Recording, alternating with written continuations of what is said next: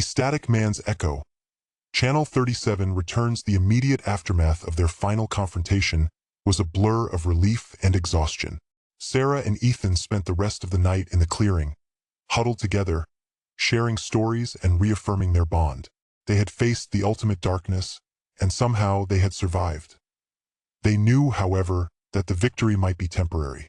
The Static Man was a force of nature, a manifestation of something ancient and malevolent. To truly eradicate him, they needed to understand his origins, his weaknesses, and his connection to Channel 37. They decided to revisit the old TV station. But this time, they weren't alone. Ethan had contacted a team of paranormal investigators, led by a seasoned expert named Dr. Eleanor Vance. Dr. Vance was a renowned parapsychologist with a reputation for tackling the most challenging cases. When they arrived at the station, they found it eerily quiet. The police had cleared the area, but the sense of dread still lingered in the air.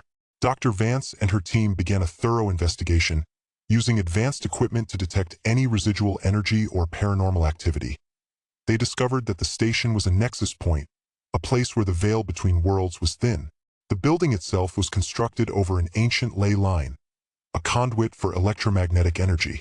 This explained why the Static Man was able to manifest so strongly in that location. They also found evidence of Arthur Reeves' occult practices. The hidden room was filled with ritualistic objects, including a strange device that Reeves had used to amplify the Static Man's power.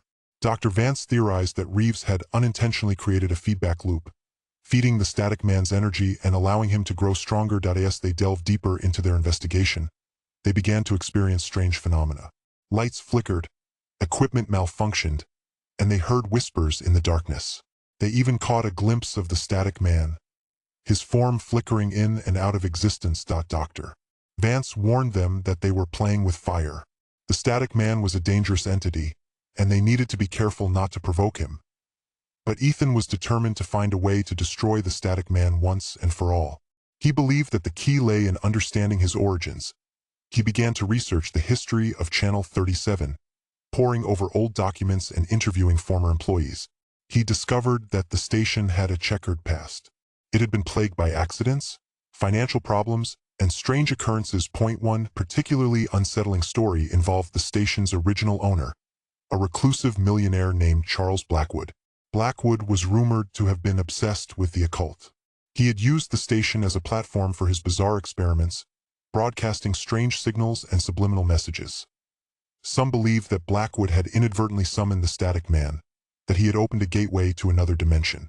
Others claimed that Blackwood was the Static Man, that he had transformed himself into a spectral being after his death. Ethan found Blackwood's old journals, filled with cryptic writings and disturbing drawings. The journals suggested that Blackwood had been trying to contact an ancient entity, a being of immense power and malevolence. Ethan realized that Blackwood was the key to understanding the Static Man. He decided to track down Blackwood's descendants, hoping to find more information about his experiments. He discovered that Blackwood had a granddaughter, a woman named Abigail Blackwood, who was living in a secluded mansion on the outskirts of the city. Ethan contacted Abigail and told her about his investigation. She was initially reluctant to help, but Ethan's persistence eventually won her over. Abigail revealed that her grandfather had been a troubled man, haunted by visions and obsessed with the occult. She showed Ethan a hidden room in the mansion, filled with Blackwood's occult artifacts. In the room, Ethan found a strange device, a machine that Blackwood had used to communicate with the other side. The device was powered by a rare mineral, a crystal that resonated with the same energy as the Static Man. Ethan realized that the crystal was the key to destroying the Static Man. He believed that if he could disrupt the crystal's energy, he could sever the Static Man's connection to this world. He took the crystal back to the old TV station and, with Dr. Vance's help, began to experiment. They used a high-frequency generator to disrupt the crystal's energy, creating a feedback loop that amplified the Static Man's power. The experiment was dangerous. The Static Man became more active, manifesting more frequently and more violently. He attacked them with phantom images, whispering voices, and physical assaults. But Ethan and Dr. Vance refused to give up. They continued to experiment, pushing the generator to its limits. Finally, they achieved a breakthrough. They found the precise frequency that would disrupt the crystal's energy, severing the Static Man's connection to this world. The station shook violently as the crystal's energy dissipated. The static man screamed in agony and dissolved into nothingness. They had done it.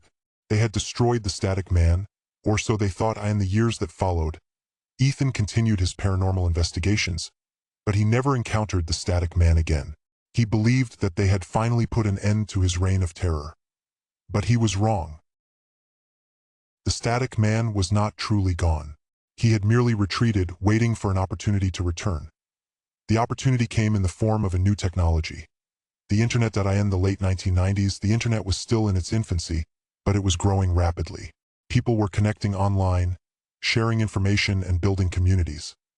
The static man realized that he could use the Internet to spread his influence. He began to insert himself into online forums, chat rooms, and websites. He used subliminal messages, cryptic images, and disturbing videos to lure people into his web.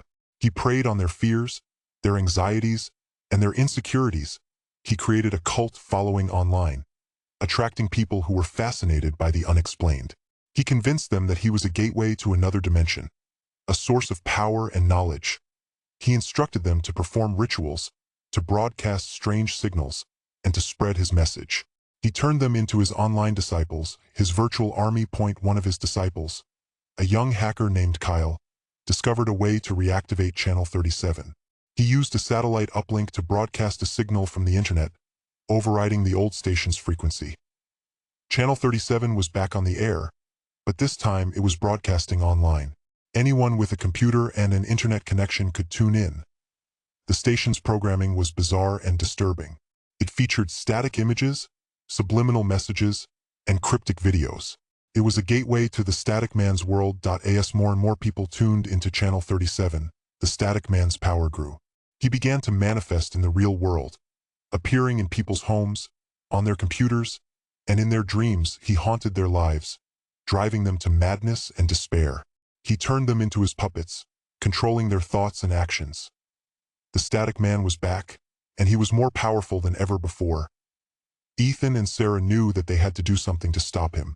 They contacted their old friends, Maya and David, and reunited the team. They realized that they needed to find a way to sever the static man's connection to the Internet. They needed to shut down Channel 37 once and for all.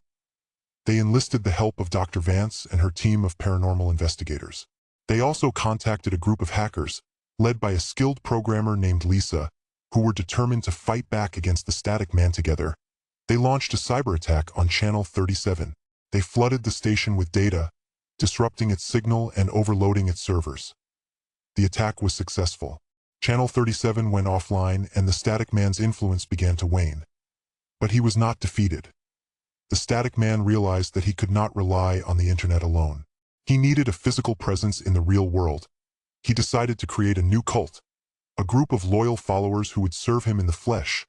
He contacted Arthur Reeves, the cult leader who had tried to sacrifice Ethan years ago. Reeves had been released from prison and was eager to serve the static man again. Reeves gathered a new group of followers, a mix of disaffected youths, conspiracy theorists, and occult enthusiasts. He trained them in the ways of the static man, teaching them how to perform rituals and summon his power. The cult began to operate in secret, recruiting new members and building a network of safe houses. They planned to launch a new attack on the world, unleashing the static man's full power. Ethan and Sarah knew that they had to stop them. They tracked down Reeves and his cult, determined to put an end to their reign of terror. They infiltrated the cult's headquarters, a hidden compound in a remote area of the city. They discovered that the cult was planning to perform a mass ritual, a sacrifice that would open a permanent gateway to the static man's world. Ethan and Sarah knew that they had to stop the ritual, no matter the cost. They launched a surprise attack, disrupting the ceremony and engaging the cult members in a fierce battle. The battle was bloody and chaotic. People were killed and injured on both sides. Ethan and Sarah fought with all their might, but they were outnumbered. Reeves, his eyes glowing with an otherworldly light, confronted them. He raised a dagger above his head, preparing to strike the final blow. But then, something unexpected happened. Maya and David, who had been working undercover within the cult, turned against their fellow members. They attacked Reeves, freeing Ethan and Sarah. Together, the four friends fought off the remaining cult members. They drove them out of the compound and locked the door behind them. They were safe for now. They realized that they had to destroy the compound to prevent the cult from regrouping. They set fire to the building, watching as it burned to the ground. The static man screamed in rage as his power source was destroyed. He dissolved into nothingness, leaving only the smell of smoke and the sound of crackling flames. Ethan, Sarah, Maya, and David had done it. They had finally defeated the static man, putting an end to his reign of terror. But they knew that the darkness would always be out there, lurking in the shadows.